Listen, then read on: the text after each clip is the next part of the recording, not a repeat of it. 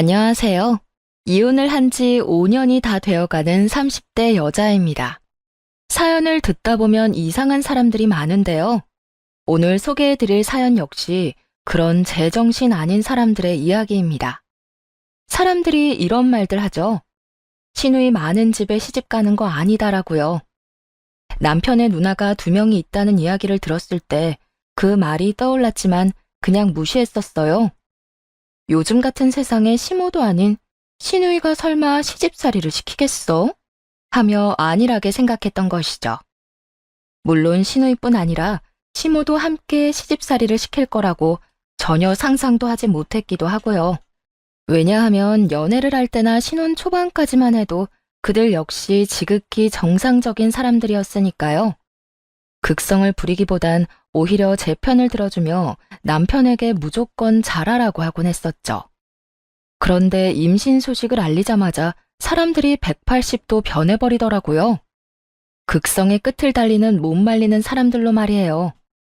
가장 황당했던 사건은 바로 남편이 술만 먹었다 하면 자제가 안 돼서 일어난 일이었는데요. 연애를 할 때도 그렇고 신혼 초에는 술 자체를 입에도 대지 않던 사람이 제가 임신을 하고 난 후부터 가끔 술을 마시기 시작하더군요. 술을 마신 날은 무조건 만취가 된 상태로 들어왔고 그것도 모자라 외박까지 하더라고요. 다행히 외도 같은 것은 아니었습니다. 그저 술을 많이 먹어 술집에서 잠들어 경찰서에 가 있거나 대리를 불러 집 앞까지 와선 차에서 자고 있더라고요. 위험한 일이 일어난 것은 아니었지만 그쯤 되니 걱정이 될 수밖에 없더라고요. 워낙 세상이 험하기도 했고 맨정신도 아닌 사람이 무방비한 상태로 길거리를 배회할 것을 생각하니 아찔하더군요. 여보, 요즘에 무슨 일 있어? 무슨 술을 그렇게 마시고 다녀? 회사 생활 안 해본 사람처럼 왜 그래? 일 마치고 회사 사람들이랑 술도 한잔하고 해야 친분도 돈독해지고 일할 때 도움 구하기도 편한 거 잘 알잖아. 회사 입사한 지가 6년 차인데 이제와 다시 쌓을 친분이 있다니 변명이 참 진부하더군요. 거기서부터 따지고 싶었지만 싸우고 싶은 마음은 전혀 없었기에 될 수 있으면 좋은 말로 남편을 설득하려고 했습니다. 친분 다지는 것도 좋은데 좀 적당히 먹었으면 좋겠어. 필름 끊길 때까지 마셔서 차에서 잠든 적도 많고 경찰서까지 갔었잖아. 몸도 몸인데 그러다 위험한 일 생길까봐 걱정돼서 그래.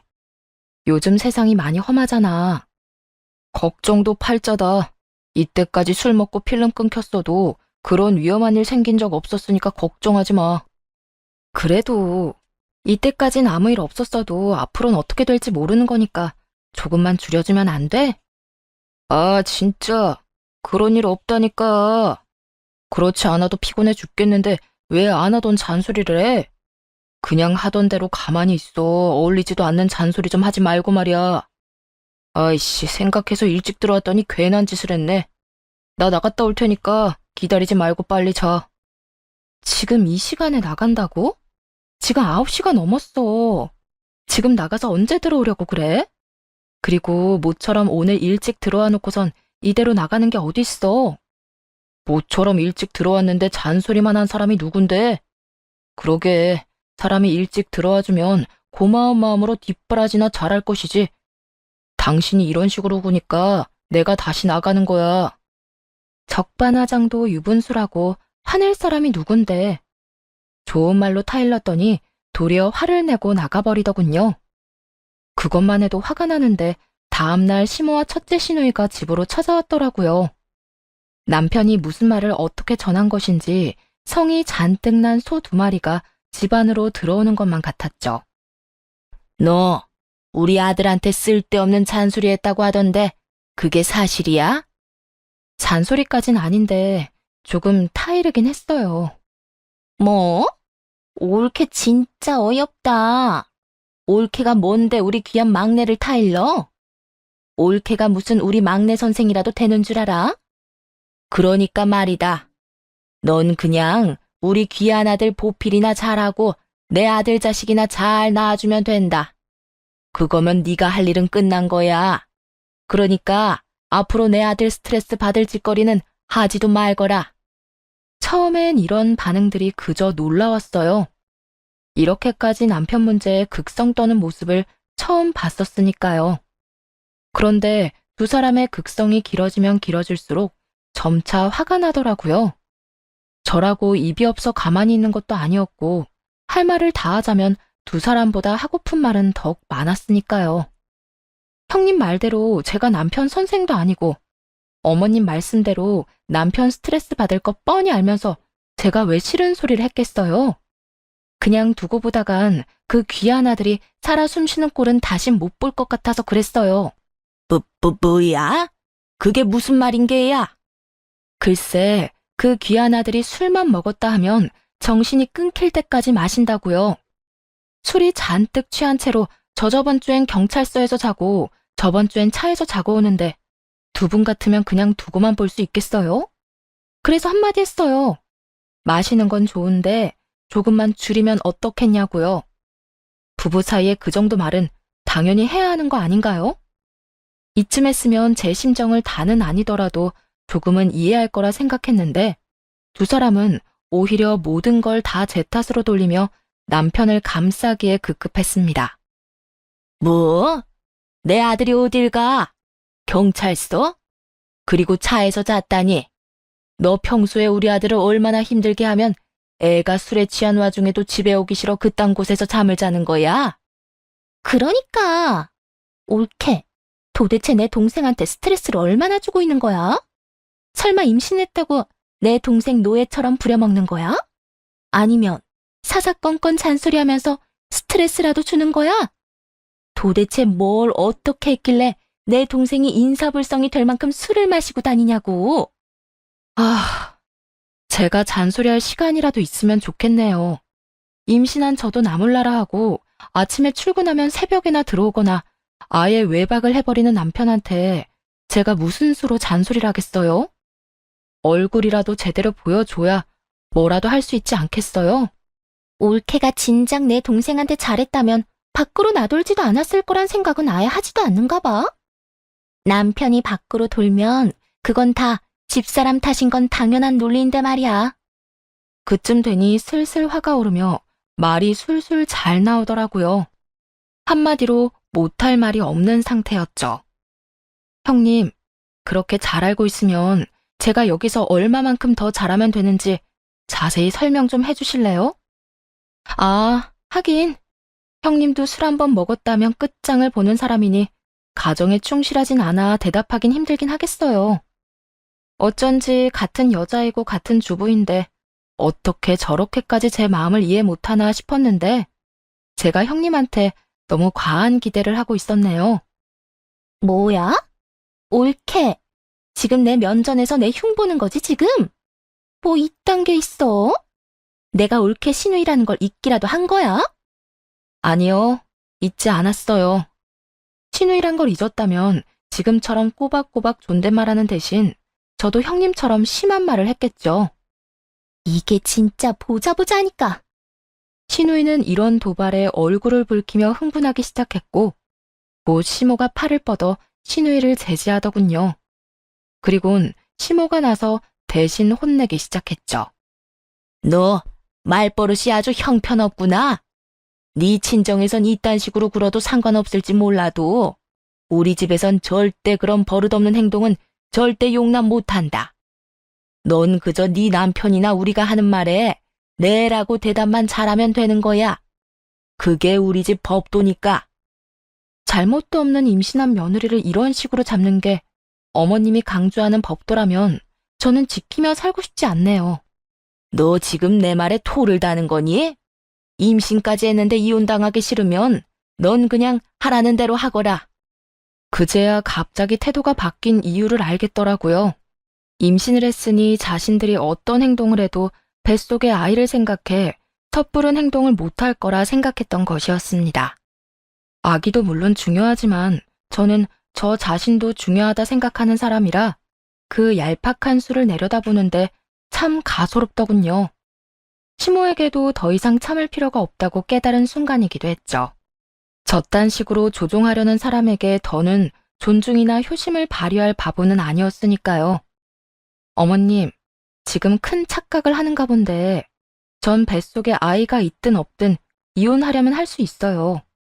그러니까 그딴 먹히지도 않는 말 내세워서 괴롭히는 짓 하지 마세요. 계속 이런 식이면 며느리도 손주도 평생 못 보고 살게 되지 않겠어요? 되로 주고 말로 받은 시모는 이런 반응에 다시 한번 당황한 듯 보였어요. 그리고 이내 계획대로 되지 않아 열이 오르는 듯 마구 고함을 질러댔습니다. 어디서 시어머니를 말로 이겨먹으려고 구는 게야? 말 하나는 고분고분 잘 듣는 것 같아 예뻐해 주려고 했더니 네 복을 네가 차는구나. 어머님이랑 형님이 주는 복이 있단 거라면 그냥 안 받고 말게요. 그러니까 복 줄 생각도 하지 말고 이만 좀 돌아가 주세요. 저는 괜찮은데 어머님 손주가 많이 피곤한 것 같아서 좀 쉬어야 할 것 같아서요. 사진으로 남겨놓지 못한 것이 후회가 될 정도로 두 사람은 절 멍청한 표정으로 바라보고 있더군요. 둘은 구구절절 제 말에 열이 받는 게 표정에 보였지만 마땅히 대꾸할 말이 없었는지 부시렁거리며 돌아가 버리더라고요. 이미 되돌리기엔 늦었고 되돌릴 마음조차 없었기에 심신을 달래며 남편을 기다렸습니다. 이때껏 일어난 일들을 생각해보면 틀림없이 시모도 남편에게 연락해 저와 있었던 일을 과장해서 일렀을 테니까요. 아니나 다를까 남편은 화가 나 불타는 고구마가 되어 들어오더군요. 오늘 우리 엄마랑 누나 내쫓았다는 게 사실이야? 정확히는 돌아가라고 말만 했지 직접 내쫓지는 않았어. 그러니까 언성 높이지 말고 차분하게 이야기해. 귀 아프니까. 지금 내가 고함을 안 지르게 생겼어? 당신이 뭔데 우리 엄마랑 누나한테 가라고 해? 여긴 내가 사는 집이야. 우리 식구들은 언제든 오고 싶을 때 오고 가고 싶을 때 갈 수 있는 그런 곳이라고. 당신만 사는 집 아니고 나도 사는 집이지. 우리가 함께 사는 집에 당신이랑 시댁 식구들이 오는 건 상관없지만 그건 내 허락이 있을 때 가능한 일이야. 그러니까 앞으로 오늘처럼 기분 내키는 대로 찾아온 일은 없도록 해달라고 전해. 예상치 못한 반응이었는지 남편은 당황해서 아무 말도 못하더군요. 한땐 시댁 식구들과 잘 지내보려 노력했던 제 모습과 달라도 너무 다른 모습이었기에 더욱 당황한 듯했죠. 당신 진짜 뭐 잘못 먹었어? 우리 가족들이랑 잘 지내려고 그렇게 노력했던 사람이 갑자기 왜 이렇게 변한 거야? 몰라서 물어? 당신네 식구들이 나한테 그런 식으로 구는데 내가 왜 잘 지내려고 노력하겠어? 어머님이나 형님들이 나한테 예의 안 지키고 막말하면 나도 참지 않고 할 말 다 할 거니까 그런 줄 알아. 당신이 안 참으면 어떻게 할 건데? 뭐, 또 우리 가족들 내쫓기라도 하겠다는 거야? 한 번이 어렵지 두 번째는 좀 더 쉽지 않겠어? 그러니까 당신 엄마나 누나가 이 집에서 쫓겨나는 일 다시 보기 싫으면 우리 사이에 있었던 일 위주할 고주할 시댁에 다 고해 바치지 마. 알겠어? 남편은 대답 대신 혼잣말로 질책하는 말을 쏟아냈지만 더는 상대하고 싶지도 않아 방으로 들어와 버렸습니다. 그 후 남편과의 사이는 점점 더 멀어지는 것이 느껴졌고 입덧까지 시작해 힘든 시기를 보내게 되었죠. 제 입으로 들어가는 음식 냄새는 물론이고 남편을 먹이려 만드는 음식 냄새도 역겨워서 주방 근처엔 얼씬도 못하겠더라고요. 특히나 밥 냄새가 얼마나 역한지. 본의 아니게 남편은 집에서 밥상 구경도 못하는 상황이 되었죠. 자기 피출 때문에 일어난 자연스러운 일이니 남편도 그 정도는 이해하겠거니 했는데 며칠 뒤 시모가 짐까지 싸서 왔더라고요. 남편이 또 시모에게 하소연을 한 것이었죠. 세상에, 너 혼자 임신하는 것도 아니고 너처럼 유난 떠는 애는 또 없을 거다. 아무리 입덧이 심하다고 해도 남편 밥까지 굶기는 애가 어디 있니? 그러다 귀한 내 아들 몸이라도 상하면 네가 책임질 거니? 유난이 아니라 입덧이 심한 걸 제가 어떻게 하겠어요? 그리고 어머님 귀한 아들은 제가 변기통을 붙잡고 살든 말든 밖에서 끼니 잘 해결하고 다니니까 그런 걱정은 안 하셔도 될 것 같은데요. 그거야 네 생각이지. 난 내 아들이 바깥 음식만 먹고 사는 꼴 절대 못 봐. 앞으로 내가 이 집에 있으면서 내 아들 밥 해줄 거니까 그런 줄 알아라. 본인의 할 말만 끝낸 시모는 무작정 밀고 들어와서는 작은 방에서 짐을 풀기 시작했고 전 남편을 안방으로 데리고 왔죠. 이제 어떻게 할 거야? 내가 말했지? 우리 집에서 일어나는 일 당신 엄마한테 다 말하지 말라고. 그렇지 않아도 몸도 마음도 힘든데 어머님이랑 어떻게 같이 지내? 뭘 그렇게 부정적으로만 생각하냐? 좋은 쪽으로 생각도 좀 해라. 당신 이따 심해서 아무것도 못하는데 우리 엄마가 저렇게 와서 밥도 해주고 집안일도 해주면 서로 좋은 거 아니야? 이왕 이렇게 된 거 좋게 생각해. 입장 바꿔서 생각해봐. 당신 같으면 우리 엄마가 나 돌봐준다고 우리 집에 와서 살림 살아주면 당신은 안 불편하겠냐고. 나는 고마울 것 같은데. 그러니까 당신도 그냥 고맙게 생각하고 한동안만 이렇게 지내. 나 밖에서 먹는 음식 지겹단 말이야. 당신 생각만 하지 말고 내 생각도 좀 하라고. 자기 생각만 하는 인간이 졌단 말을 하니 기가 막혔지만 일단 두고 보기로 했습니다. 더는 싸울 힘이 없기도 했고 쫓아내기에도 너무 늦은 시간이었으니까요. 그런데 시모는 바로 다음 날부터 이런 결정을 후회하게 만들더군요. 새벽 4시부터 일어나 남편이 좋아한다며 청국장, 된장찌개, 신김치찜 등등 냄새가 강한 음식만 만들기 시작하는데 고문이 따로 없더라고요. 어머님, 저 입덧 심한 거 뻔히 알면서 꼭 이런 냄새 나는 음식을 새벽부터 해야 해요. 냄새도 안 빠져서 하루 종일 고문이라고요. 우리 아들이 좋아하는 음식 좀 해주겠다는데 내가 네 허락까지 맡아야 해? 정 힘들면 숨을 작게 쉬면 되지 않니? 아니다. 차라리 휴지로 코를 막고 있거라. 그러면 되겠네. 지금 그걸 말이라고 하세요? 어머님이 아들 생각해서 음식하는 거 이해 못하는 건 아닌데 자극적인 향이 나는 음식만 좀 피해주세요. 어려운 부탁도 아니잖아요. 싫다. 난 네가 뭐라고 하든 내 아들이 좋아하고 내가 좋아하는 음식 계속 만들 거니까 그런 줄 알고 네가 견디거라. 고마운 줄 알아. 처음 여기 올 때까지만 해도 다 너한테 시키려고 했는데 네가 한 음식이 우리 입맛에 맞을 것 같지도 않아서 꾹 참고 내가 직접 하는 거니까. 어찌나 뻔뻔하게 나오는지 말로는 내쫓는 것도 불가능해 보이더라고요. 그래서 친정엄마를 집으로 불렀네요. 서로 불편하게 한번 지내보자는 맞불 작전이었죠. 사정을 들은 엄마는 한 걸음에 집으로 짐을 싸서 오셨고 시모와 남편은 꽤나 당황한 듯 보였어요. 우리 엄마도 있는데 장모님까지 부르면 어떡해. 임신한 건 난데 어머님이 당신만 챙기길래 나도 챙김받고 싶어서 우리 엄마 불렀어. 당신 말처럼 살림도 살아주고 서로 좋잖아?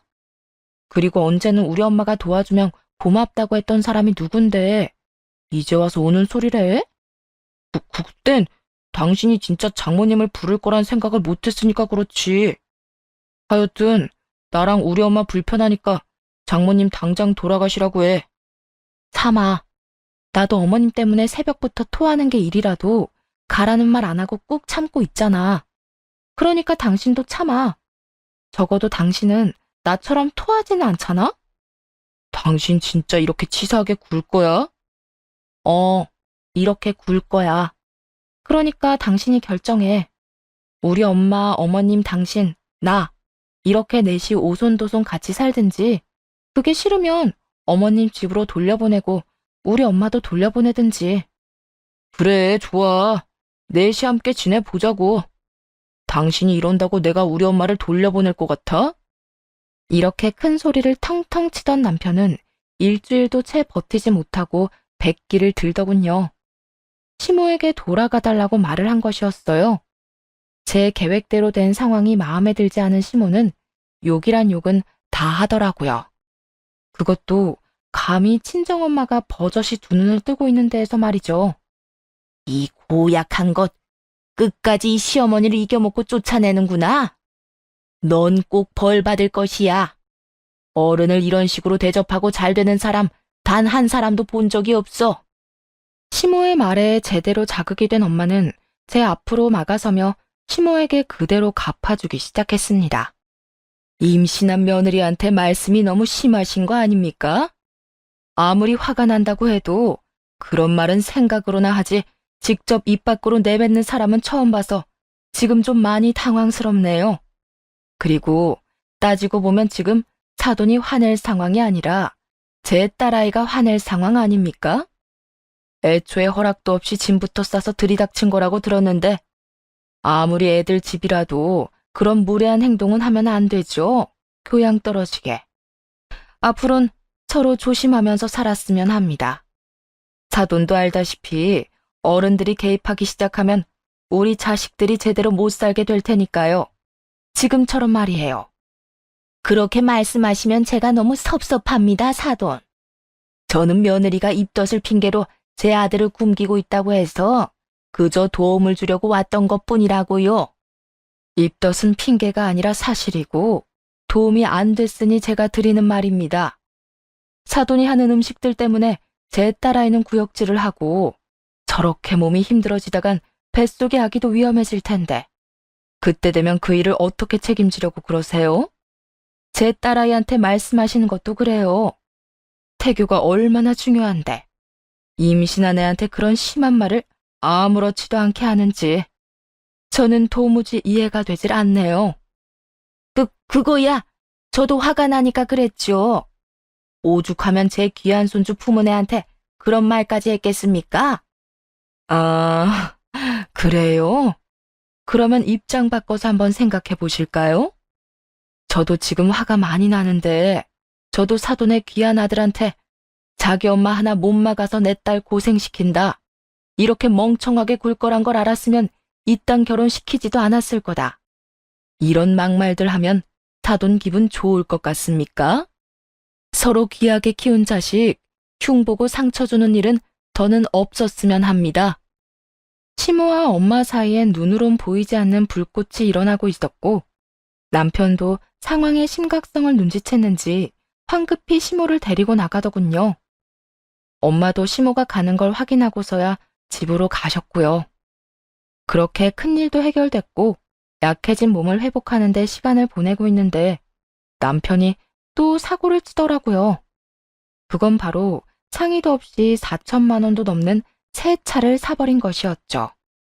돈이 어디서 나서 차를 바꾼 거야? 저거 4천만 원도 넘는 차 아니야? 어디서 나긴, 모은 돈이지. 우리 돈에서 마음대로 뺏은 거 아니고 나 이번에 보너스 받은 거랑 총각 때부터 차 사려고 모은 적금 만기가 되어서 바꾼 거니까 뭐라고 할 생각하지 마. 아무리 당신 돈이라도 그렇지 상의 정도는 좀 해주지 그랬어. 부부 사이엔 그 정도는 기본 아니야? 몰라. 보너스는 각자 알아서 쓰기로 했고 결혼 전 가지고 있던 돈은 서로 터치하지 않기로 했으니까 당신한테 트집 잡힐 것도 없다고. 그리고 들어보니까 아기 태어나면 다들 큰 차로 바꾼다고 하더라. 아기 짐 때문에 작은 차론 어림도 없다던데. 겸사겸사 내 돈으로 바꾼 거니까 당신은 그냥 나한테 고마워나 해. 날 위해서가 아니고 당신이랑 우리 아기를 위해서 바꾼 거니까. 상의도 없이 그렇게 큰 돈을 써버린 건 화가 나긴 했지만 잔고를 확인해보니 부부 돈을 건드린 것도 아니었고 본인 돈으로 해결했다고 하니 그러려니 하고 넘어가기로 했습니다. 그리고 몇 달이 지났어요. 주말이라 늦잠을 자는 남편을 두고 산책을 다녀왔는데 어느새 일어난 남편이 제가 들어오는 것도 모르고 통화를 하더라고요. 그것도 게임을 하며 스피커폰을 해놓은 채 말이에요. 그래서 언니랑 내가 투자한 주식은 얼마나 올랐어? 오르긴 오른 거야? 조금 오르긴 했는데 좀 더 기다려보면 더 많이 오를 거야. 그러니까 나 좀 믿고 그만 좀 물어. 하루에 몇 번씩 전화해서 묻는 거야? 그거야. 불안해서 그렇지. 너도 알다시피 언니랑 나, 형부랑 남편 몰래 너한테 준 돈이잖아. 언니 3천만 원, 나 2천만 원. 적금 깨서 너한테 주식 투자하라고 준 거 알면 우리 진짜 쫓겨난다고. 절대 쫓겨나는 일 없도록 할 테니까 날 좀 믿고 기다려. 설마 동생이 누나들 쫓겨나게 만들까? 은행 이자랑 비교도 안 되는 금액으로 돌려줄 테니까 걱정하지 말라고. 그러면 말 나온 김에 무슨 종목에 얼마씩 투자했는데 좀 보여줘봐. 네가 돈은 받아가고 종목도 금액도 말해주지 않으니까 너무 궁금하단 말이야. 에이 참, 나중에 좀 더 오르면 그때 짠 하고 보여줄 테니까 조금만 더 기다려. 조만간이라니까. 누나, 나 지금 좀 바쁘거든? 나중에 다시 통화해. 직감적으로 알 수 있었죠. 주식 투자는 애초에 하지도 않았고 그 돈으로 새 차를 산 거란 걸 말이에요. 심지어 아주버님들 몰래 돈을 빼내왔다고 하는데도 남편은 거리낌 없이 거짓말을 하며 게임에 몰두하고 있더라고요. 대형 사고도 그런 대형 사고가 따로 없었죠. 하지만 냉정하게 따져보면 제가 나설 필요는 전혀 없었어요. 사고는 남편이 쳤고 추후 일이 터져도 남편이 책임져야 할 테니까요. 거기에다 이미 마음속으론 무사히 출산부터 한 후 이혼할 생각도 하고 있었기에 더욱 제가 나설 필요는 없었죠. 그렇게 남편의 기가 막히는 행보를 지켜보는 사이 출산날이 다가왔어요. 출산 후 좋은 환경에서 회복하며 생각을 정리하고 준비할 것이 많았기에 조리원을 좀 더 신경 써서 고민하고 있었죠. 집에선 제가 뭘 하든 관심도 보이지 않던 남편은 생뚱맞게 시모와 함께 있는 자리에서 조리원 이야기를 꺼내기 시작했습니다. 정확히는 조리원 비용 이야기를 말이에요. 당신 요즘 조리원 알아보고 있는 것 같던데 그건 당신이 다 알아서 해. 난 조리원 비용 분담할 생각은 전혀 없으니까 말이야. 어차피 받을 생각도 없었는데 저런 식으로 말하니 오기가 생기더라고요. 더군다나 하필 시모가 있는 자리에서 저딴 이야기를 하는 저희가 눈에 훤해 더욱 화가 치밀어 올랐어요. 그런 게 어딨어? 나만 아기 부모야? 당신도 이 아기 부모잖아. 아기가 태어나느라 망가진 몸 회복하느라 가는 조리원인데 당연히 당신도 분담해야지. 그건 당신한테나 당연한 거고. 난 당신한테 줄 돈 없으니까 당신도 돈 없으면 친정에다 달라고 해. 당신 엄마는 당신 못 챙겨서 안달인 분인데 그까짓 조리원 비용은 웃으면서 주시겠지. 남편은 재수없는 눈빛으로 저를 무시하고 있었고 남편이 파트로 매주를 쓴데도 맞는다고 할 기세로 시모까지 나서 그 말이 다 옳다고 편들기 바쁘더군요. 내가 들어보니 내 아들이 틀린 말을 하는 것도 아닌데 왜 그렇게 인상을 쓰니? 임신하고 내 아들은 제대로 챙겨본 적도 없으면서 조리원 비용을 바라는 건 네가 너무 염치가 없는 것 같구나. 그러니까 네 몸 회복은 네가 알아서 해. 아, 그래요? 그러면 조리원 비용은 제가 알아서 해결할 테니 두 사람 다 내 자식 얼굴은 볼 생각도 하지 마세요. 그러면 좀 공평하겠네요. 뭐야? 그러는 법이 어디 있어? 왜 화를 내세요? 임신했을 때 남편 못 챙겨서 조리원 비용도 줄 필요 없다는 그 논리 그대로 적용했을 뿐인데. 그렇잖아요. 임신했을 때도 저 혼자 애 지키려고 갖은 고생이란 고생은 다 하고 출산하고 내 몸 회복도 나 혼자 다 하는데 굳이 아무것도 한 것이 없는 두 사람한테 왜 내 귀한 애를 보여줘야 해요? 그럴 이유가 전혀 없잖아요. 이게 보자보자하니까? 네, 될 수 있으면 그렇게 계속 두고만 보세요. 어머님 아니라도 지금 제 머릿속이 여러 가지로 복잡하니까 뭘 하지도 말고 저한테 뭘 바라지도 말고 그냥 두고만 보시라고요. 저도 지금 홧김에 무슨 짓을 어떻게 할지 저 자신이 무섭거든요. 언성을 높이기 시작하자 남편이 나서 시모의 편을 들며 고함을 지르더군요. 당신 진짜 눈에 뵈는 게 없어? 어디서 우리 엄마한테 언성을 높여? 우리 엄마가 틀린 말한 것도 아니고 당신이 버릇없이 구는 건 사실인데 우리 엄마가 당신 이 정도로 봐주고 있으면 당신도 빳빳이 등 그 고개 숙이고 감사한 마음으로 살아. 애 딸린 이혼녀 되고 싶지 않으면. 당신이나 내가 꾹 참고 살아주면 고마운 줄 알고 잠자코 있어. 내가 어디서부터 어디까지 알고 있는 줄이나 알고 이렇게 나한테 큰 소리 치는 거야? 그리고 이혼녀? 내가 그까짓 이혼녀가 되는 게 겁나서 참고 있는 줄 알아? 그딴 거 겁 하나도 안 난다고 했지. 난 그저 출산부터 무사히 하려고 참고 있는 것뿐이라고. 남편과 고성이 오가는 사이 시모는 달려들려고 하더라고요. 이게 누구 앞에서 감히 내 아들 말에 토를 달아? 이 버릇없는 것, 오늘 내 손맛 좀 봐라. 시모는 있는 힘껏 제 머리카락을 잡고 휘둘기 시작했고, 그렇지 않아도 부른 배로 중심을 잡기 힘들었던 상황이라 힘 한 번 제대로 쓰지 못하고 이리저리 끌려다녔죠. 그렇게 시모에게 당하고 있는데도 남편은 태연하게 앉아 물이나 마시고 있었더라고요. 보고만 있지 말고 어떻게 좀 해. 이러다 아기 잘못되면 책임질 거야? 네가 네 입으로 말했잖아. 너 혼자 그 아기 지키느라 고생 많았다고. 이번에도 혼자 힘으로 잘 지켜봐. 무조건 어떤 일이 일어나도 이혼만큼은 꼭 하겠다고 다짐하는 그 순간, 배에서 참을 수 없는 고통이 느껴지더니 정신이 아득해졌습니다. 힘겹게 눈을 뜨니 병원이더라고요. 결국 저는 쓰러진 것이었고 급하게 병원으로 옮겨 가즈네를 써봤지만 아기는 지킬 수 없었다고 하더군요. 상황을 그렇게 만든 장본인들은 머리카락도 보이지 않았고 그 병실에서 혼자 기를 쓰며 이혼을 준비했습니다. 그 사이 퇴원을 하게 되었고 몸 회복과 이혼 준비가 끝나는 대로 소송을 시작했네요. 그와 동시에 아주버님들께 다 연락을 돌려 자신들도 모르게 깬 적금의 행방에 대해 낱낱이 알려드렸죠.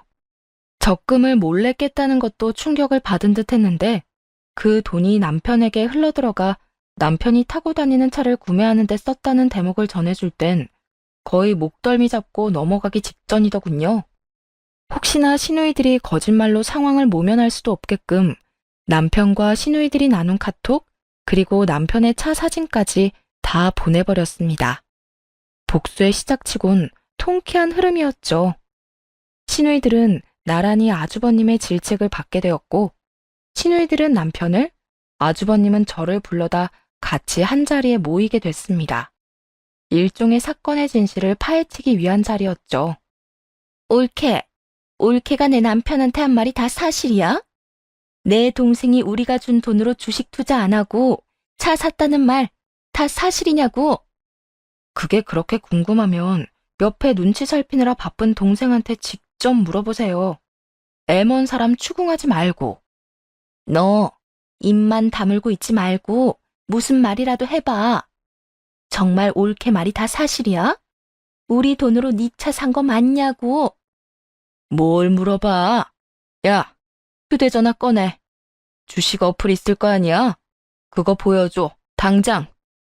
두 사람은 남편을 매섭게 몰아붙였고 결국 남편은 자신의 입으로 실토를 하더라고요. 그게 다 사실이야. 주식 투자한 게 아니라 차 샀어. 미안해. 남편의 말이 끝나자마자 그곳은 아수라장이 되었습니다. 한 명의 시누이는 자리에 주저앉아 울기 시작했고 한 명의 시누이는 남편 놈을 잡고 흔들며 욕을 했죠. 그렇게 한참 난동을 부리던 두 시누이는 급하게 아주버님들의 눈치를 보며 빌기 시작하더군요. 자신들은 정말로 몰랐다고요. 우린 정말 몰랐어. 우리도 당한 거라고. 그러니까 제발 이혼만은 안 하면 안 될까? 그래, 이혼은 아니잖아, 여보. 우리도 감쪽같이 속은 피해자인데 이혼까지 당하는 건 말도 안 돼. 한 배에서 태어난 인간들 아니랄까봐 어찌나 뻔뻔한지 혀가 절로 차지더군요. 아주버님들도 저와 같은 심정이었는지 무릎까지 꿇고 비는 형님들을 매몰차게 뿌리쳐버리곤 그 자리에서 바로 이혼을 통보해버리더군요. 돈도 돈이지만 이미 신뢰가 깨져버렸다고 하면서 말이죠. 그렇게 한바탕 난리가 난 후 남편 놈은 시누이들의 연락을 다 무시한 듯 했어요. 본인에게 불똥이 튈까 싶어 잠수를 탄 것이었죠. 시누이들은 어떤 방법으로도 남편에게 연락이 닿지 않자 뻔뻔스럽게도 이혼 소송 중인 저를 찾아 친정까지 찾아왔더라고요. 올케, 이 자식이랑 연락 안 돼? 이혼 소송 중이면 연락이라도 될 거 아니야. 그래, 지금 전화 좀 해봐. 이 자식 우리 전화는 전혀 받지도 않는다고. 그딴 부탁이나 하려고 제 친정까지 찾아온 거예요? 그러면 어떡해? 남편은 이혼하자고 난리고 동생이란 놈은 연락도 안 되는데 그 돈은 정말 한 푼도 안 남은 게 확실해? 그 큰 돈을? 아직도 동생을 그렇게 모르세요? 그렇게 된통 당해놓고? 그 돈이 조금이라도 남아있었으면 이렇게 잠수는 타지 않았겠죠. 두 분 다 그 아끼던 동생한테 사기당한 거라고요, 사기. 저한테 이러고 있을 시간에 회사라도 찾아가 보세요. 그 생각을 못했네. 이 자식 이거 회사는 다니고 있겠지? 언니, 우리 회사에 찾아가자. 회사까지? 그래도 회사 가는 건 좀 그렇지 않나? 얘도 직장 생활은 해야 하잖아. 언니는 지금 이혼당하게 생긴 마당에 그 자식 직장 걱정하게 생겼어? 아, 마음대로 해. 난 그 돈 무슨 수를 써서라도 받아내야 하니까. 둘째 시누이는 곧장 집을 나섰고, 곧 첫째 시누이도 그 뒤를 따라 나가더라고요. 저 역시 그 뒤를 쫓았고요. 모르긴 몰라도 한바탕 난리가 날 것인데 그 구경을 놓칠 순 없는 노릇이니까요.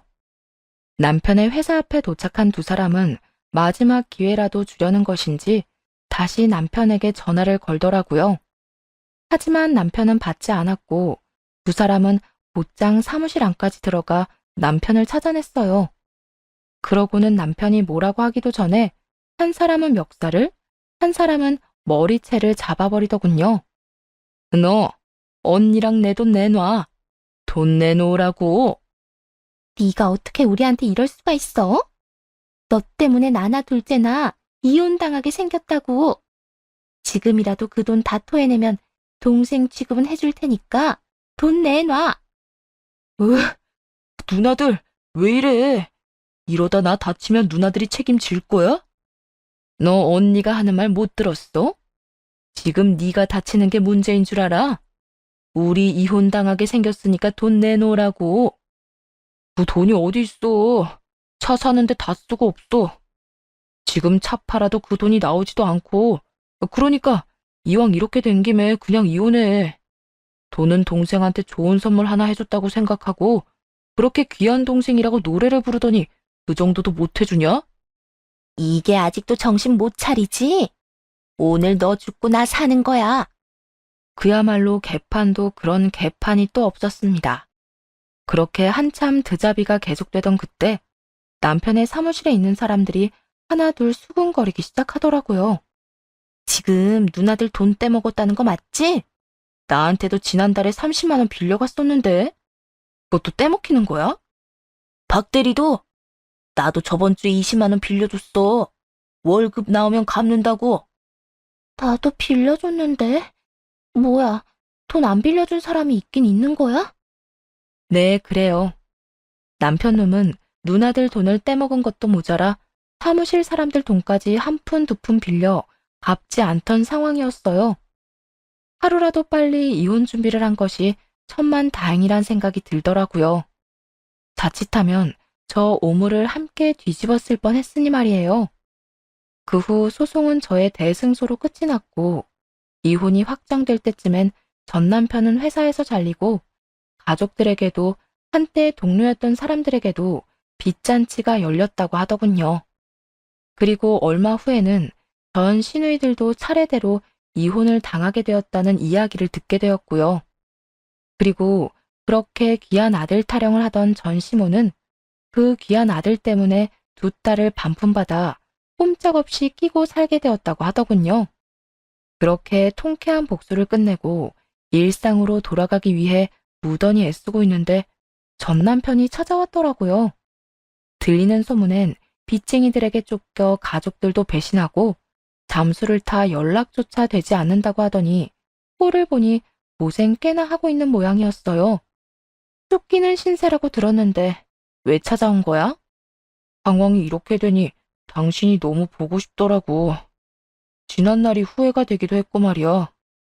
우리 아기 일은 내가 미안해.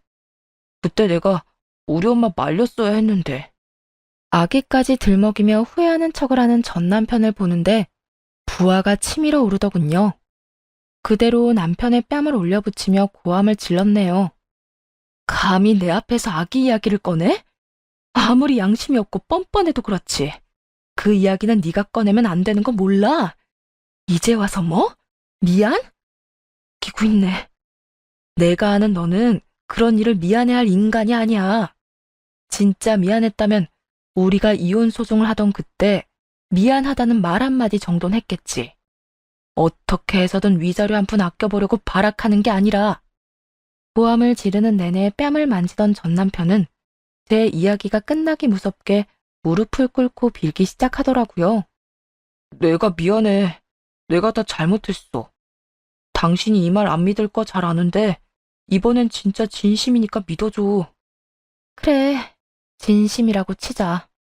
난 더는 너랑 할 이야기 없는데 너도 할 말 다 했으면 가봐. 그렇게 문을 닫고 들어가려고 했고 전 남편은 황급히 바짓가랑이를 붙잡고 늘어지기 시작했습니다. 나 할 말 남았어. 내가 다 잘못했고 반성도 충분히 했으니까 나 좀 용서하고 다시 받아주면 안 될까? 뭐라고? 용서라고 했니 지금? 나 진짜 반성 많이 했어. 이혼하고 난 후에 단 하루도 반성하지 않은 날이 없다고. 그러니까 나 좀 받아줘. 나 진짜 오갈 데가 없어. 반성이 충분하다는 걸 왜 당신이 결정해? 이래서 죄 지은 것들은 상종하면 안 돼. 눈 마주치고 말 좀 섞어주면 자기들 마음대로 용서받았다고 착각을 한다니까. 야, 잘 들어. 난 네가 반성했다는 그 말 믿지도 않고 설령 진짜 반성을 했다고 한들 그 시간은 충분하지 않아. 그러니까 살아있는 모든 날 동안 반성하면서 살아. 날 지킬 생각도 없었고 네 새끼도 지키지 못했던 그날을 두고두고 떠올리면서 평생을 반성하고 살란 말이야. 그래, 평생 반성하면서 살 테니까 당신 곁에만 있게 해주면 안 될까? 곁에만 있게 해주면 내가 평생 반성하면서 당신한테 잘하고 살게. 맹세할 수 있어. 네가 맹세를 하든 각서를 쓰든 난 네 말 못 믿고 곁에 둘 생각도 없어. 네 가족한테도 사기치고 잠수 탄 놈을 내가 왜 믿어줘야 해? 그렇게 오갈 데가 없으면 네 집에나 가. 네 누나나 네 엄마가 일을 바득바득 갈면서 널 애타게 기다리고 있을 테니까. 내 사정 뻔히 알면서 그 집에 가라는 말이 나와? 나 그 집에 가면 맞아 죽어. 그러지 말고 나 좀 받아줘, 응? 전 남편은 폭이란 모르는 사람처럼 굴기 시작했고 그 순간 제가 부른 사람이 저희 앞에 도착했습니다. 그건 바로 둘째 신우이였어요. 네, 전 남편이 찾아온 걸 알자마자 바로 신우이에게 연락을 했고 전 남편과 실랑이를 하며 붙잡아두고 있었던 것이었죠. 전 남편은 전 신우이를 발견하고 도망을 치려고 했지만 전 붙잡고 놔주지 않았습니다. 너 이 자식 잘 걸렸다. 누나들 줄줄이 이혼시켜놓고 잘못했다고 빌지는 못할 망정 잠수를 타? 네가 그러고도 인간이야? 내가 빌어봤자 달라질 것도 없잖아. 그리고 누나들이나 빚쟁이들이 하루가 멀다고 괴롭히는데 어떡해. 그대로 있으면 잡아먹히게 생겼는데. 이 자식이 그래도 뚫린 입이다 이거지? 우리 너 때문에 이혼당한 것도 모자라 위자료 낸다고 빚까지 냈어.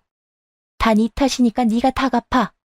뭐라도 해서 네가 다 갚으라고.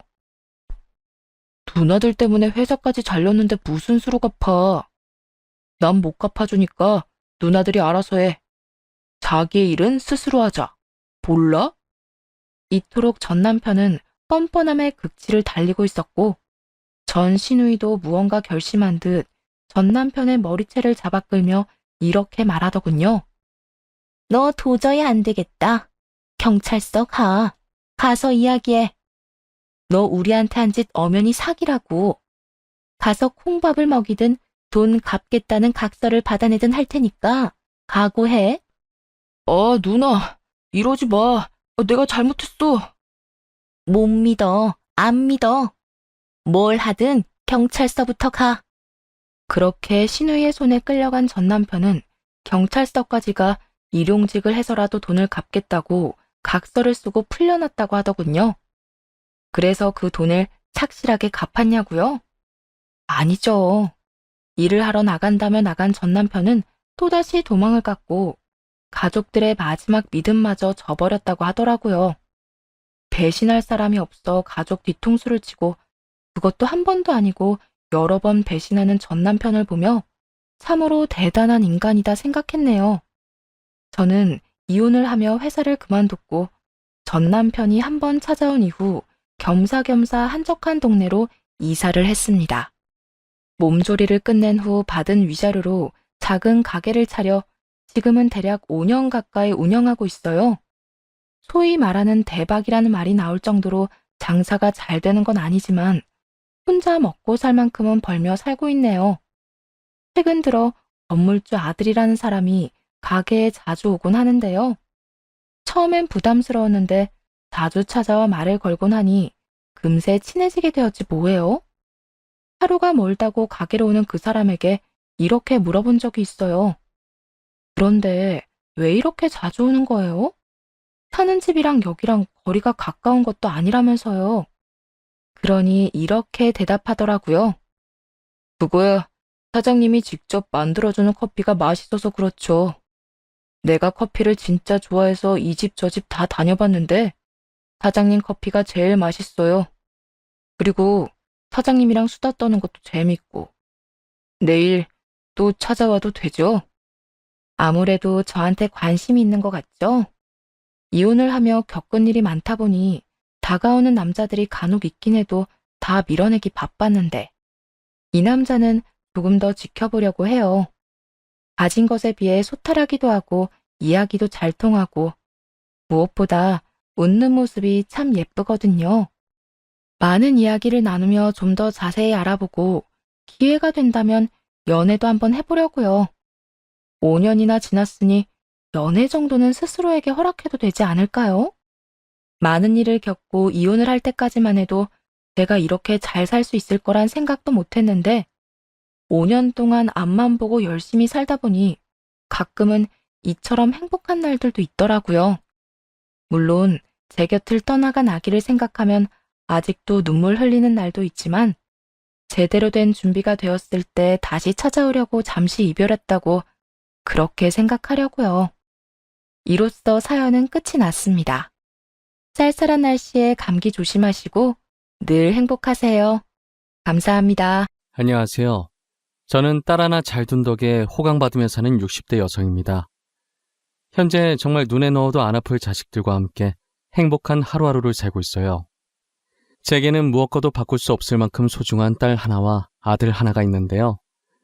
저는 오늘 여러분들께 제 딸에 대해 이야기해보려고 이렇게 사연을 보내게 되었어요. 저희 딸은 사실 제 친딸이 아니라 굉장히 특별한 인연으로 만나게 된 아이인데요. 이야기를 하기에 앞서 저는 입양아로 컸어요.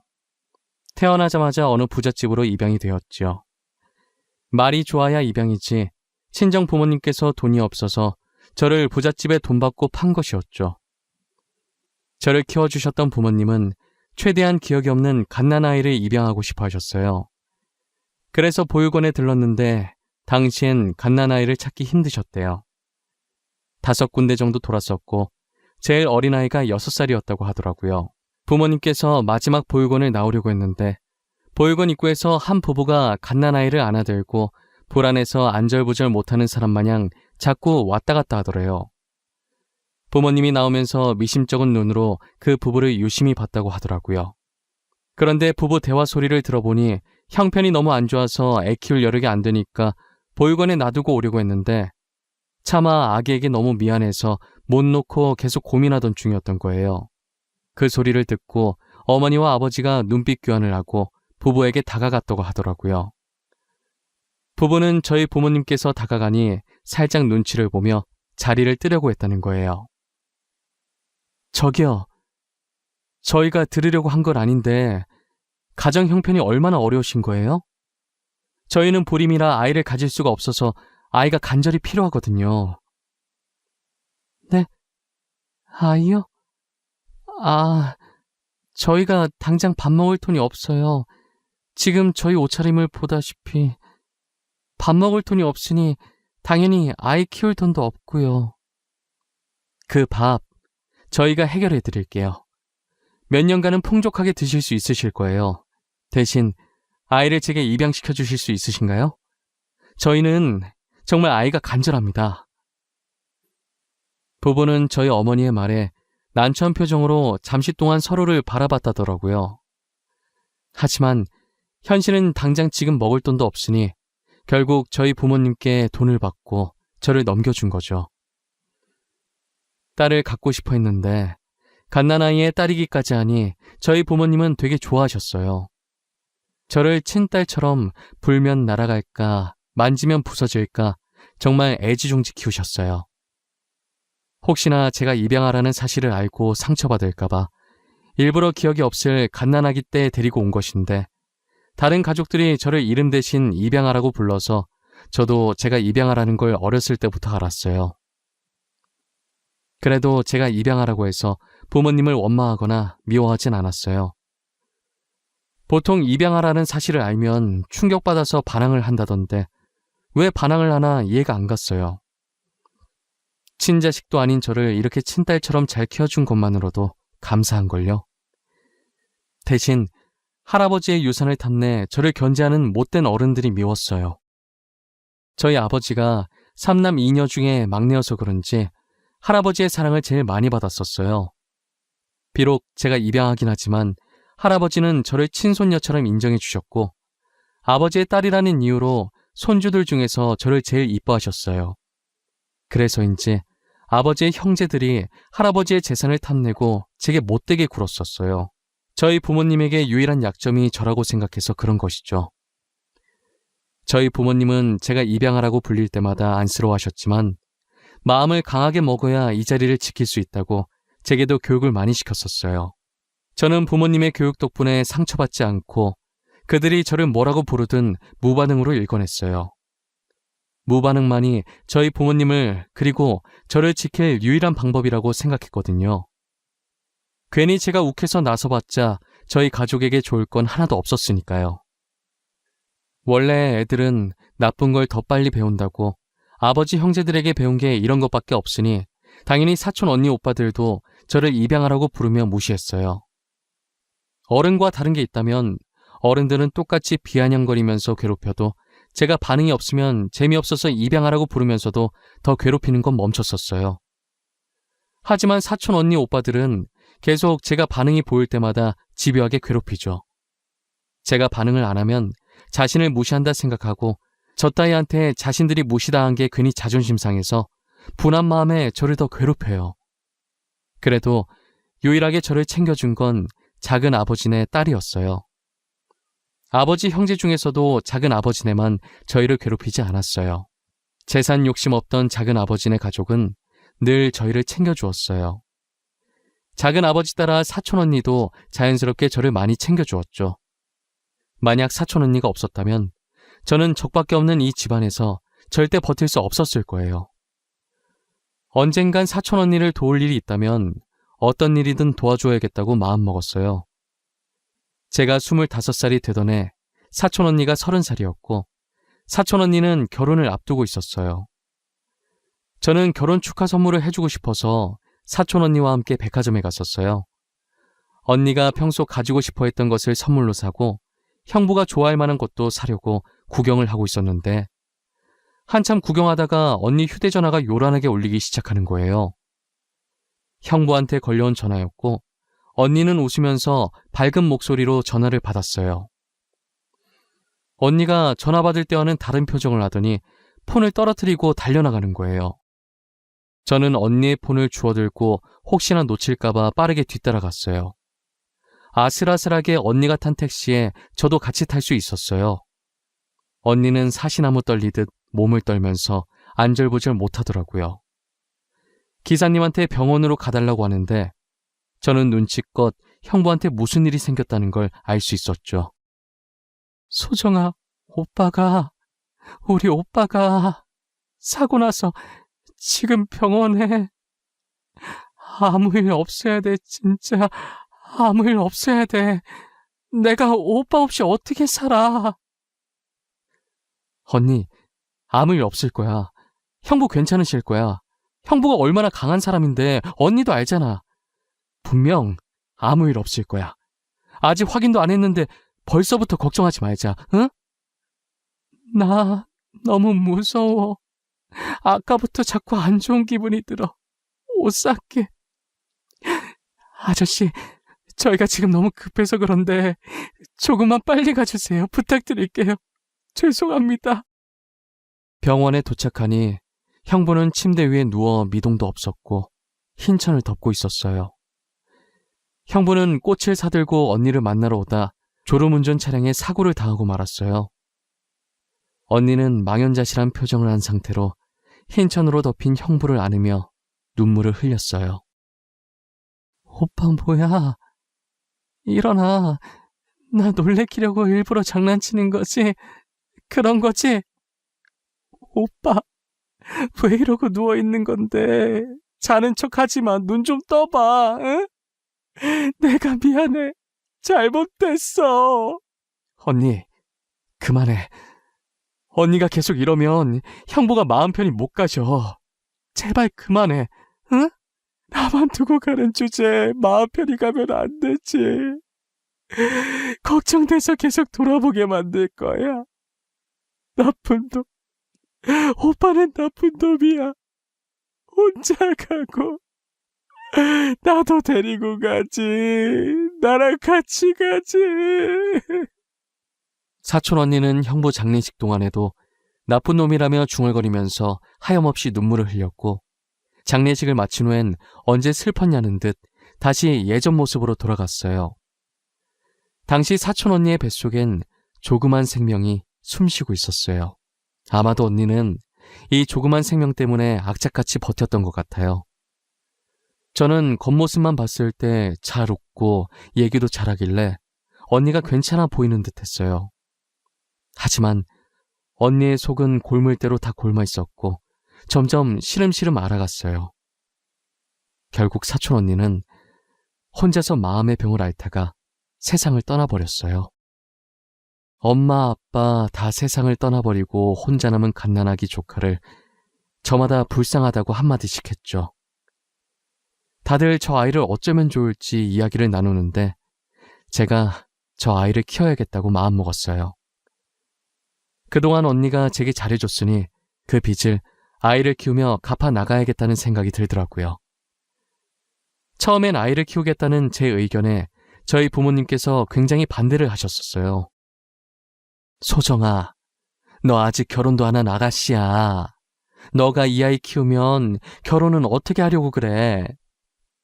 은혜 갚는 건 좋다 이거야. 그런데 어떤 남자가 애 있는 여자랑 결혼하고 싶어 하겠어?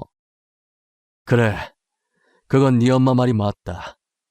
우리가 그동안 네 의견에 반대한 적 있었니? 하지만 이건 진짜 아니야. 소정아, 다시 한 번만 잘 생각해보자, 응? 더 생각해볼 것도 없어요. 저는 이미 마음 정했어요. 이 아이, 제가 키울래요. 저도 엄마 아빠 부탁 거절한 적 단 한 번도 없어요. 하지만 이번만큼은 저도 물러설 수가 없어요. 부모님은 결혼도 안 한 25살짜리 아가씨가 무슨 아이를 키우냐며 나중에 결혼은 어떻게 하려고 하냐면서 미래를 생각하려며 절대 아이를 못 키우게 하셨어요. 저는 무작정 아이를 데리고 집으로 돌아왔고 부모님도 아이를 보고 불쌍하다 여겼는지 결국은 제 의견을 따라 아이를 키우라고 허락을 해주셨어요. 당시 저는 부모님께 소개는 안 드렸었지만 결혼을 약속한 남자친구가 있었어요. 아이를 데리고 오겠다고 부모님께 말하기 전에 남자친구에게 먼저 말했었어요. 아무래도 결혼을 약속한 사이인데 이렇게 중요한 사안을 마음대로 정하는 건 아닌 것 같아서요. 남자친구는 제 이야기를 듣더니 제 사정을 다 이해하더라고요. 남자친구는 그렇다 치지만 문제는 남자친구의 부모님이었죠. 아무리 제 친딸이 아니지만 그래도 애 있는 며느리를 누가 좋아하시겠어요? 결혼 허락받으러 갔을 때 고민을 엄청 하다가 아이에 대해 이야기를 했어요. 평소 남자친구 부모님과 친했었지만 이 일은 친한 것과는 별개이잖아요. 그래서 어떤 반응을 보이실지 걱정했는데 남자친구 부모님도 딱한 사정을 듣더니 이해해 주시는 거예요. 남자친구 부모님은 정말 좋으신 분들이라 그분들을 보고 배운 남자친구도 좋은 사람이었어요. 결혼 후에도 조카를 친딸처럼 친손녀처럼 되게 잘 챙겨주시고 결혼 전에도 가끔 아이를 자신의 집에 데리고 오라고 하고 우스꽝스러운 표정도 지어주면서 아이랑 잘 놀아줬었어요. 남자친구도 남자친구 부모님도 너무 감사하게 저희 조카를 너무 이뻐해 주었어요. 좋은 분들 덕분에 저희의 결혼은 문제없이 진행을 하게 되었어요. 남편과 저는 조카를 배 아파 낳은 친딸이라 생각하고 10년 동안 정성껏 키웠었어요. 혹시나 친자식을 낳으면 알게 모르게 무의식 중에라도 차별하게 될까봐 자식을 안 낳으려고 했었어요. 사실 조카가 너무 이쁘고 제 딸이라 생각해서인지 굳이 아이 계획도 세우지 않았었는데 결혼한 지 10년 만에 갑작스레 아들을 임신하게 되었어요. 그리고 비록 늦게 아들을 낳았어도 이쁜 조카와 항상 차별 없이 동등하게 똑같이 키웠어요. 조카는 단 한 번도 반항을 하지 않았고 한 번씩 겪는 사춘기도 없었어요. 일찍부터 철이 들어서 저희 말도 잘 듣고 나이차 많이 나는 아들과도 잘 지냈어요. 아무래도 저희 부부가 맞벌이다 보니 저희 아들은 거의 조카가 키웠다고 보면 될 정도예요. 조카가 아들을 엄청 이뻐해주고 조카가 큰 누나 노릇 톡톡히 해주더군요. 공부에는 전혀 관심 없었던 조카가 중학생이 되고부터는 누가 시키지도 않았는데 스스로 공부를 열심히 하더라고요. 고등학생 때는 진짜 자는 시간 제외하고 밤낮 할 것 없이 모든 시간을 책상 앞에만 붙어 있었고 코피를 흘려도 대충 코에 휴지 넣어놓고 공부를 했어요. 정말 독하다 싶을 정도였죠. 그렇게 15년 동안 악착같이 공부하더니 심리학과 의사가 되더라고요. 의사 가운을 입은 조카의 모습을 보니 너무 뿌듯했고 잘 자라줘서 고마웠고 언젠간 떳떳하게 언니를 다시 만날 수 있겠다는 생각을 했어요. 언니 딸, 내가 이렇게 멋있게 키웠다며 의사 만들어 놨다면서요. 저는 조카 다 키웠으니 드디어 고생이 끝났다는 생각이 들었어요. 하지만 말썽 안 피우는 조카 대신 아들이 조카 몫까지 반항도 크게 하고 제 속을 많이 썩였었어요. 이제 막 고등학생이 된 아들은 대체 어디서 구한 건지 가방 안에서 담배꽉이 나오더라고요. 저희 집엔 담배 피는 사람이 한 명도 없었거든요. 저희 부모님도 안 피시고 남편, 저, 그리고 딸까지 전부 비흡연자예요. 제가 늘 집에서 학교 다니다 보면 친구랑 어쩌다 한 번씩 싸울 수는 있어도 성인이 될 때까지 술, 담배는 절대 하지 말라고 교육을 시켰었거든요. 그런데 이렇게 떡하니 학생 가방 속에서 담배꽉이 나오니 화가 나는 거예요. 저는 담배각을 들고 가 게임하고 있는 아들의 머리에 내리꽂듯이 세게 던졌어요. 아들은 갑자기 날라온 담배각을 맞고 아픈지 머리를 문지르더니 저를 째려보더라고요. 네 가방 속에 이거 있던데 뭐야? 너 설마 담배 피니? 그런 거야? 내가 술, 담배는 안 된다고 그렇게 말했는데 어떻게 된 건지 설명해. 아씨, 엄마 왜 남의 가방을 뒤져보고 그래? 나는 사생활도 없어? 엄마가 한 행동 엄연히 사생활 침해인 거 알아? 아씨? 너 지금 엄마한테 아씨라고 한 거야? 내가 언제 그렇게 가르쳤어? 너 도대체 요즘 뭐라고 돌아다니는 거야? 어? 사고 치고 다니는 거 아니야? 내가 사고를 치고 다니든 말든 엄마가 무슨 상관이야? 엄마는 알지도 못하면서 화만 내고. 됐어. 다 필요 없어. 나가. 엄마랑 얘기하고 싶지 않으니까 나가라고. 엄마니까 상관하지. 너 사고 치면 그 뒷수습은 누가 할지 생각도 안 해봤어? 그리고 내가 뭘 모르는데. 야, 이지혁. 내가 뭘 모르느냐고. 너 담배 어디서 났는지 말 안 해? 아들은 저를 노려보며 소리 지르더니 방문을 닫아버렸어요. 저는 답답한 마음에 문을 두드리며 제가 뭘 모르고 있는지 물어봐도 답을 하지 않았죠. 조카 키울 때 이렇게까지 힘들지 않았는데 아들 녀석 키우는 건 왜 이렇게 힘든지 모르겠어요. 머리가 커질수록 자기 하고 싶은 대로만 하려고 그러고 저와는 대화를 하지 않으려고 했어요. 한번 담배가 발견되고 나니 계속 아들의 가방을 확인하게 되더라고요. 이해해보려고 하고 참으려고 해봤지만 계속해서 담배곽이 나오니 저도 슬슬 화가 나는 거예요. 저는 아들과 차분하게 대화를 시도해보려고 했어요. 게임하고 있는 아들의 의자를 돌려 세우니 아들 얼굴에 멍자국이 있더라고요. 야, 이지혁, 너 담배도 모자라서 이젠 쌈박질도 하고 다녀? 얼굴은 그게 뭐야?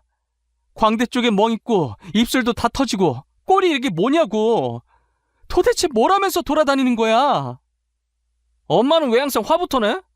무슨 일 있냐고 누가 괴롭히냐고 다정하게 물어볼 순 없는 거야?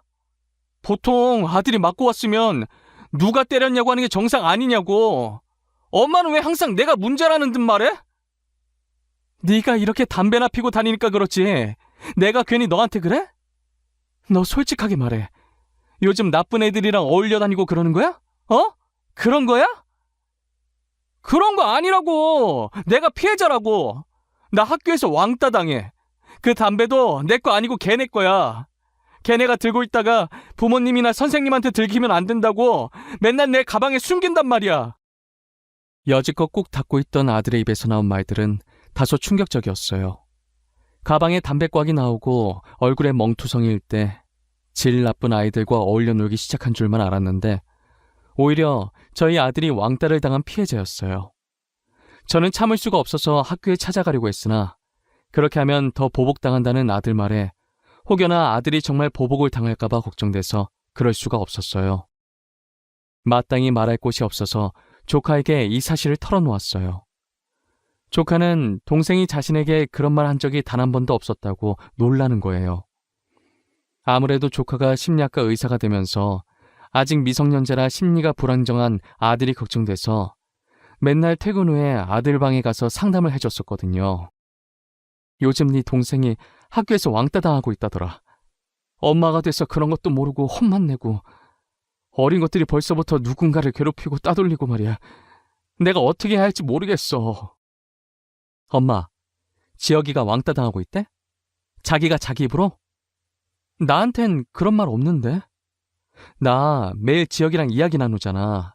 근데 단 한 번도 그런 말 한 적이 없어. 너가 걱정할까봐 그런 모양이야. 나한테도 계속 말 안 하다가 이렇게 혼나는 게 억울했는지 참다 결국 터져서 말한 거거든. 이걸 진짜 어떻게 하는 게 좋을까? 근데 지혁이 말도 맞아. 우리가 괜히 섣불리 나섰다가는 지혁이만 더 피 입을 수도 있어. 일단 확실한 증거를 잡고 걔네 강제 전학 보내든 징계를 받게 하든 하고 지혁이를 다른 곳에 전학 보내자. 어떻게 증거를 잡지? 우리가 계속 따라다니면서 증거를 수집할 순 없잖아. 녹음기를 사자. 조그마한 녹음기를 지혁이 교복 자켓 주머니에 넣는 거야. 그리고 지혁이가 끼고 있는 안경도 카메라 달린 안경으로 바꾸자. 그걸로 증거를 모으는 거지. 조카는 확실한 증거를 잡기 위한 대책을 말해줬고 조카의 말대로 녹음기와 카메라가 달린 안경을 사서 녹음기는 아들 몰래 교복 자켓 주머니 안에 넣고 안경은 책상 위에 올려놨어요. 안경이 기존에 끼던 거랑 디자인이 비슷해서 아들은 아무 의심 없이 안경을 끼고 나가더라고요. 저는 하루 종일 일이 손에 잡히지 않았고 아들의 학교 시간만 손꼽아 기다리고 있었어요. 아들은 그날도 학교에서 안 좋은 일이 있었는지 자켓이며 교복이 흙투성이로 더럽혀져 돌아왔습니다. 저는 확실한 증거가 있을 거라 생각하고 아들이 씻으러 들어갔을 때 녹음기만 살짝 들고 나왔어요. 제 방문을 걸어 잠그고 떨리는 손으로 녹음기 재생 버튼을 눌렀어요. 저는 녹음기에서 나오는 음성을 듣고 충격을 받아 손으로 입을 틀어 막았어요. 야, 전에 학교 앞에서 너랑 떡볶이 먹던 여자 진짜 네 누나 맞냐? 나이 차이 꽤 있는 것 같던데? 누나가 아니라 엄마 아니야? 사고 쳐서 너 낳은 거 아니냐고. 그런 거 아니야. 우리 누나 맞아. 그리고 나를 괴롭히는 건 괜찮지만 우리 가족까지는 건들지 말았으면 좋겠어. 부탁할게. 야, 많이 컸네 우리 지혁이. 우리한테 눈도 제대로 못 보는 주제에 이제 부탁도 다 하고. 우리 가족까지는 건들지 말았으면 좋겠어. 부탁할게. 하, 진짜 골 때리네 얘. 우리가 뭘 했다고 그래. 우린 너네 가족 손끝 하나도 안 건드렸어. 누가 들으면 오해하겠다. 그치? 그러게. 우릴 왜 나쁜 사람들로 만드실까? 아직 정신을 제대로 못 차렸네. 덜 맞아서 그러나? 더 맞아야 정신을 차리려나? 왜? 계속 우리 심기를 건들고 그러실까? 어? 가족을 상대로 막말도 서슴없이 하고 저희 아들을 괴롭히는 말도 서슴지 않았어요. 조카와 아들을 희롱하더니 아들이 그만해달라고 하자 차마 들을 수 없는 소리들이 들리기 시작했어요. 절로 손이 떨리는 그 소리에 더 들을 수가 없었어요. 결국엔 몇 초도 듣지 못하고 녹음기를 꺼버렸어요. 아들이 이런 수모를 당하는지 몰랐다는 사실에 제 자신이 너무 한심하고 아들에게 대한 미안함과 가해 학생에 대한 분노로 온몸이 떨리고 눈물이 차올랐어요. 아들 잘 때 안경에 있던 카메라를 빼서 컴퓨터에 연결해보니 녹화가 잘 되었더라고요. 저는 이 파일들을 조카에게 넘겨주었고 조카는 아들에 대한 차트 정리를 시작했어요. 아들이 왕따 당한 걸 전부 차트에 다 적어두었죠. 그런데 아들은 혹시나 저희에게 피해가 갈까봐 불안에 떨고 있더라고요. 아들 말에 의하면 가해 학생들의 집안이 되게 잘 사는 집안인 거예요. 저는 조카를 키우면서 부모님의 도움을 받지 않고자 가끔 연락만 하고 직접 왕래는 잘하지 않았어요. 저희 아들을 위해서 정말 오랜만에 부모님에게 연락해서 도움을 요청했어요. 엄마, 죄송한데 제가 부탁이 있어서 연락을 드렸어요. 저희 아들 일로 부모님의 도움이 필요해요. 한 번만 제 부탁 들어주시면 안 될까요? 이번에 잘 해결되면 절대 부탁 같은 거 하는 일 없을 거예요. 딸 부탁인데 엄마가 당연히 들어줘야지. 나는 오히려 딸이 부탁해줘서 고마운데? 우리가 지영이 키우는 거 반대했었다고 매정하게 그렇게 발길을 끊는 법이 어디 있어? 그런 거 아니에요. 제가 키우기로 했으니까 책임감 가지고 싶어서 그랬던 거예요. 나도 알아. 장난 한번 쳐본 거야. 도대체 어떤 일이길래 우리 딸이 부탁을 다 할까? 아들이면 지혁이? 우리 지혁이한테 무슨 일이라도 생겼어? 사실 저희 아들이 학교에서 왕따를 당하고 있는데 가해자들 집안이 좋아서 오히려 자기가 반항했다가 더 보복당할까봐 아무것도 못하고 있더라고요. 너네 아빠가 들으면 간만에 재밌어 하겠네. 안 그래도 요즘 삶이 무료하다던데. 엄마가 아빠한테 말해놓을게. 무슨 말인지 대충 눈치챘어. 학교 갈 날짜만 문자로 보내줘. 저희 어머니는 눈치가 빠르셔서 제가 본론을 말하지도 않았는데도 다 알아차리시더라고요.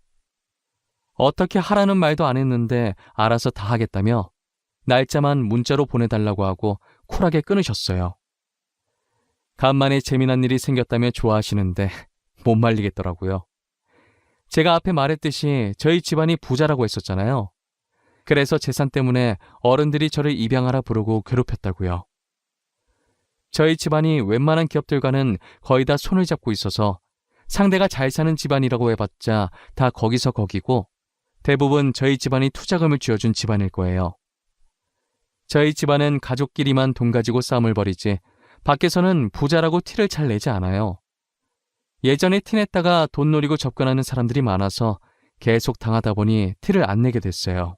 저희 아버지도 돈 자랑하거나 집안 자랑하는 것을 별로 안 좋아하시는데 이렇게 상대가 먼저 집안 좋다고 시비를 걸어온다면 말이 달라졌죠. 엄마한테 학교에 갈 날짜를 찍어 보내줬더니 그날 학교에 오신 부모님 패션을 보고 역시나 그럴 줄 알았다는 듯이 고개를 저었어요. 명품은 기본이고 브랜드별로 최고로 비싸고 전 세계에 몇 개 없는 한정판 차도 새로 뽑으셨더라고요. 고개를 빳빳하게 들고 입꼬리를 한쪽만 올리고 웃으면서 들어오시는데 어찌나 웃긴지 몰라요. 뒤늦게 온 가해자 학부모들도 꽤나 빼입고 아들들과 함께 당당하게 등장을 했는데 처음엔 기세등등하게 콧대 세우고 등장했다가 저희 부모님을 보고는 기가 점점 죽더라고요. 그러더니 전 세계에 5개밖에 없는 한정판 아니냐고 수군거리다가 제가 헛기침을 하니 자기들도 헛기침하면서 아무 말도 안 한 척 시치미를 뗐어요. 이렇게 시간 개념이 없어서야 원. 가해자 주제, 시간까지 안 지키면 어쩌자는 거야? 자기네들만 바빠? 우리도 바쁜 사람들이야. 이러니 애들이 보고 배우는 게 없는 거야. 어머, 누가 가해자라는 거예요? 지금 저희 아들이 가해자라는 말이에요? 저희 아들이 왜 가해자예요? 길거리 꽃도 소중하게 여기는 아이예요. 길거리 꽃도 소중하게 여기는 애가 우리 손자는 왜 그렇게 밟았대? 얼마나 무자비하게 밟던지 차마 내 두 눈 뜨고 볼 수가 없던데. 어머니는 가해자 학부모들을 살짝 째려본 후 녹음본이 든 USB를 담임 선생님께 건넸어요. 선생님이 컴퓨터에 연결해서 영상을 재생시켰고 스피커를 통해 아들이 맞는 소리와 가해 학생들이 저희 아들에게 희롱하는 목소리들이 흘러나왔어요. 그리고 조카가 조용히 가방에서 저희 아들 심리 상담했던 차트를 꺼내서 선생님께 건넸어요. 조카는 가해 학생들의 학부모의 눈을 똑바로 보면서 가해 학생들의 강제 전학을 원하고 저희 아들의 정신적 피해 보상도 원한다고 똑부러지게 말하더라고요. 결국 가해 학생들은 아들과 마주치지 못하도록 타 지역으로 강제 전학을 시켰고 아들은 매주 상담을 받으며 피해 보상도 계속 청구 중이에요. 그리고 역시나 가해자 학부모들은 저희 집안에 투자금을 받고 있던 집안이었고 부모님은 그 집안에 들어간 투자금을 다 회수해버렸어요. 돌이켜보니 이번 일은 저희 부모님과 조카의 합작이고 저는 아무것도 한 게 없네요. 저는 학교에서 나오면서 부모님과 조카에게 진심으로 고맙다고 했어요. 부모님은 조부모로서 할 일을 한 거라고 하시면서 쿨하게 돌아서시더라고요. 조카는 제 손을 꼭 잡고 잘 끝나서 다행이라며 눈물을 글썽거렸어요. 저는 집으로 돌아오는 길에 조카와 아들 손을 꼭 잡고 이런저런 이야기를 참 많이 했어요. 그러다 문득 조카가 왜 심리학 의사가 됐는지 궁금하더라고요. 딸, 근데 전부터 궁금했는데 갑자기 왜 심리학 의사가 된 거야? 너 원래 작곡가가 꿈이라면서 작곡학원 알아보고 그랬었잖아. 엄마 때문에 마음고생 많았던 우리 엄마 생각나서 그랬어. 지금 내 옆에 있는 우리 엄마 말고 돌아가신 엄마 말이야. 너 그거 어떻게 알았어? 언제부터 알았던 거야? 나 말한 적 없는 것 같은데. 조카는 자신이 친딸이 아니라 입양아였다는 사실을 다 알고 있는 거예요. 알고 보니 중학생 때 뭐 가지러 안방에 들어왔다가 우연히 화장대 서랍에 있던 제 다이어리를 보고 저희가 친부모가 아니라는 사실을 알게 되었다고 하더라고요. 사촌 언니의 아이를 저희가 친딸처럼 키워왔고 그게 자신이라는 걸 알게 되었죠. 그 사실을 알고 중학생 때부터 공부를 열심히 했었대요. 돌아가신 친어머니가 친아버지 때문에 마음고생하다가 세상을 떠난 걸 알고 공부를 열심히 해서 사람들 마음의 병을 치료해야겠다는 생각을 했다네요. 그런데 이렇게 동생을 왕따 피해자로 상담하게 될 줄은 몰랐다고 하더라고요. 조카는 자신을 친딸처럼 생각하고 이렇게 잘 키워줘서 고맙다고 늘 감사한 마음으로 살았다고 고생 정말 많이 하셨다고 하면서 절 안아주는 거예요. 이런 날이 오면 눈물이 날 줄 알았는데 눈물보다는 웃음이 나더라고요. 조카가 그렇게 느낄 정도로 내가 좋은 엄마였구나, 좋은 엄마 되기 성공했구나 싶었어요. 아들은 우리의 말에 놀라서 입을 쩍 벌리더라고요. 누나가 자기 친누나가 아니었냐고 하면서요.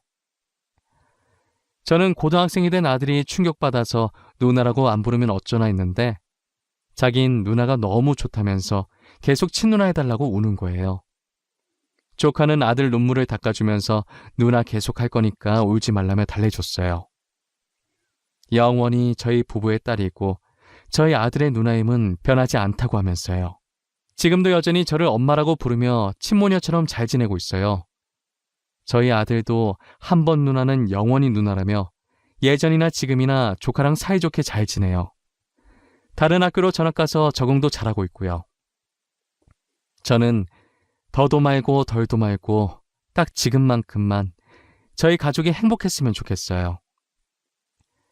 저의 이야기는 여기까지입니다. 입양아라고 해서 다른 사람과 다른 건 아무것도 없습니다. 전 배 아파 낳았든 마음으로 낳았든 다 같은 자식이라고 생각해요. 여러분들도 입양하라고 해서 친부모한테 버림받았다고 불쌍하다는 생각을 하지 않았으면 좋겠어요.